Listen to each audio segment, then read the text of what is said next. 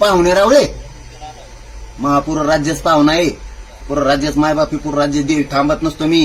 हा, समाजापेक्षा मोठं कोण नाही, कुटुंबाला बघत नाही मी आणखी या समाजासाठी. समाजाला वाऱ्यावर सोडित नाही मी, भेट नाही तुला वाटत असं मी गुतविल्यावर ह्यो गप्प पडण. आता मी गप्प बसत नाही. तुझ्यासारखे वाईट कृत्य मराठा समाजाबद्दल आणि धनगरांबद्दल कुणीच केलेलं नाही. मराठ्यांचा तर तो इतका प्रचंड हल्ला मोठा केला, कोणत्याच जातीवर झाला नव्हता. तू तेवढेने पोट नाही भरलं, तू आमच्यावर 307 केलं इथंच.